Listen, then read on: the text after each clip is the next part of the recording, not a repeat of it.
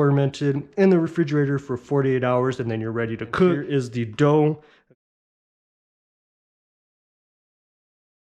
What's going on, YouTube? Welcome to my channel, or welcome back to my channel. It's the Pizza Guy John, and today I'm going to be making probably one of the simplest dough recipes for any type of oven that you have, whether it's an Ooni oven or a Gozney oven. This is going to be a simple recipe. It's also for people that are busy and don't have time to make dough. This is a dough recipe that you could basically make, set in the fridge, forget about it, and come back whenever you are free to make the next part. So it is going to be two parts. It is going to be a 48-hour dough recipe, so 24 hours bulk fermentation, and then 24 hours again in the refrigerator in ball formation, and then you're ready to make pizza. So like I said, this is a simple recipe.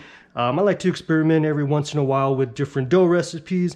But I always have my go-to Polish recipe that I like to do. But again, this is basically kind of considered, I guess, what you would say like a Neapolitan dough, because again, it is cold fermented. But again, it's fermented in the refrigerator for 48 hours, and then you're ready to cook. Results in real nice, light flavored dough. And it's really good. So like I said, it's super simple. You have 1,000 grams of flour. This is the 00 flour. This is the Caputo Pizzeria, so it's in the blue bag. Again, you could use any type of flour, but if you do have 00, this again would be, one of the best flours, in my opinion, that you could use. It's going to be 2 grams of yeast. This is active dry yeast, so you don't have to do anything with that. Then we have 20 grams of salt and 650 grams of water. So being that this is 1,000 grams of flour and this is 650 grams of water, it is going to be a 65% hydration dough. So it's easy to use. We have everything all weighed out, so let's go ahead and get started. Basically, you want to go ahead and put about 20 or 10% of your flour into a bowl. Then you want to go ahead and add your yeast. And we'll just kind of just give it this little mix here, get that yeast in there incorporated. And so once you can see that, then we're going to go ahead with your dry hand or your not dirty hand. We're going to add about, again, 10% or so in there. And then we have here, you don't have to have one of these, but this is a bread whisk. So basically we're just going to kind of get this all mixed together. And it's just basically just kind of getting the flour and everything. All right, once we have that all mixed together, we'll go ahead and add a little bit more of the water. And we're just getting all this mixed in. And again, the water was just straight. You could either do straight from the tap, or if you have a refrigerator, you don't really want anything super cold. I think right out of the refrigerator that I have, the water comes out about 63, 64. So, that's perfect. Kind of get that mixed around. And we'll go ahead and add another 20% or so. And at this point, we'll go ahead and add the salt. And we're just going to go ahead and let's get that mixed together there. And again, like I said, this recipe is easy to make, good for your Ooni oven or your Gozney oven or whatever other type of brand of ovens you have. Again, this recipe is going to be perfect for that. Like I said, people are busy, so you could make this in the morning, which is, sometimes what I'll do is I'll make it in the morning before I go to work, and then when I'm ready to make pizzas, usually the weekends is when I have some time. So again, this is going to be perfect recipe for that.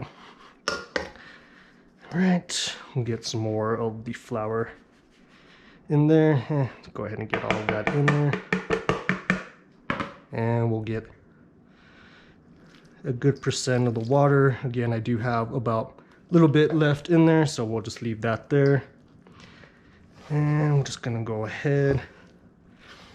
Let's just get this mixed around. And at this point, really, you could use your hand, but again, I like to use this whisk every once in a while. Or if you have a mixer, then of course you could use your mixer, but it is good to get your hand in there every once in a while to start mixing and getting everything incorporated. So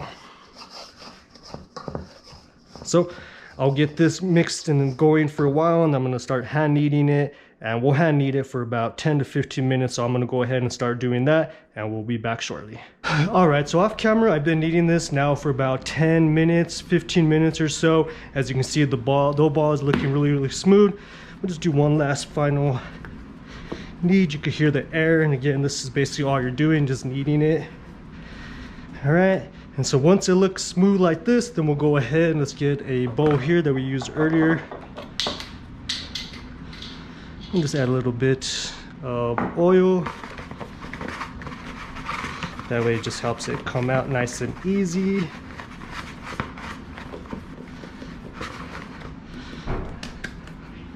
All right, once that's in there, then of course, get that all oiled up. We'll get this covered up and put this in the fridge for 24 hours, and then we'll see you at the next time. All right, so it's been 24 hours now, and here is the dough. As you can see, it did rise a little bit. It's not gonna rise too much, but now at this point, it's fresh out of the refrigerator. We're gonna go ahead and put it down on our counter, and then we're gonna go ahead and divide this up. You could do between 270 to 280, just really depending on what you feel, but I'm gonna do around 275 today. So let's go ahead and get this on the counter. And again, it is cold. So as long as it's been in the fridge, this is what it will look like. We'll place that there. I'm gonna take some of this oil off though, actually. Put it on top. And if you have a dough tray, then you could put your dough into a tray, or if you have like little small containers, you could do that as well. So really just depending, but at least you want to go ahead and have them, because again, you're going to cover it and place it back in the fridge for another 24 hours. So again, you want something that you're going to have. I do have some cling film, so I can wrap it, but again, it's up to you. So let's go ahead and let's divide this up. Like I said, we'll do about 275, which will give us a good 12-inch pizza. And again, this could be used for the Ooni or the Gozney oven, so it's a little bit too much. So about 250, 280, so we'll cut that out there.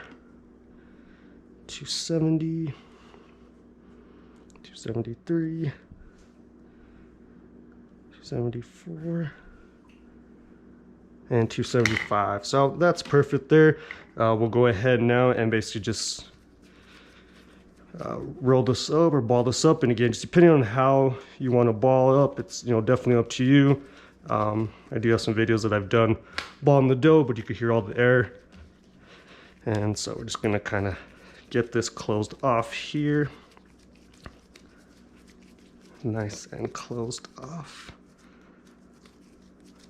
And again, your dough is going to be really cold, so that's fine, and it may take a little while just to kind of get it closed up, but as long as you get it nicely balled up, and then from there you have your dough ball, you just go ahead and place it into your dough tray. I like to kind of space it out, and then we'll do that for the rest of them, so we'll come back here shortly. All right, so here you go. This is the last dough ball. Like I said, it should give you roughly around 6 dough balls at around 270, 275.